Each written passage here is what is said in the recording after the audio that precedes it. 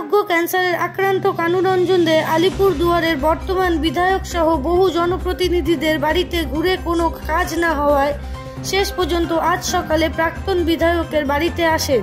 প্রাক্তন বিধায়ক সৌরভ চক্রবর্তী তখন তার ক্যান্সারের ট্রিটমেন্টের ব্যবস্থা করে দেন।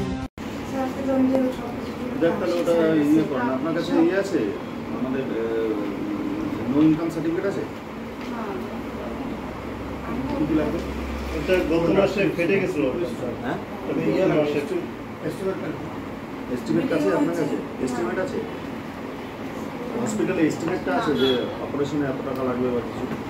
ওটা বলেছে ওই যে শিলিগুড়ি নিয়ে যেতে, পড়ার পরে এস্টিমেটটা দেবে। একটা কাজ করে সপ্তর্ষি ঘোষকে একটা চিঠি দেবে, সপ্তর্ষি ঘোষের হসপিটালে নিয়ে যাবে। সপ্তর্ষি ঘোষ হসপিটালটা হচ্ছে শিলিগুড়ি যাওয়ার মুখে ফুলবাড়িতে, ওই একটা নতুন হসপিটাল হয়েছে ক্যান্সার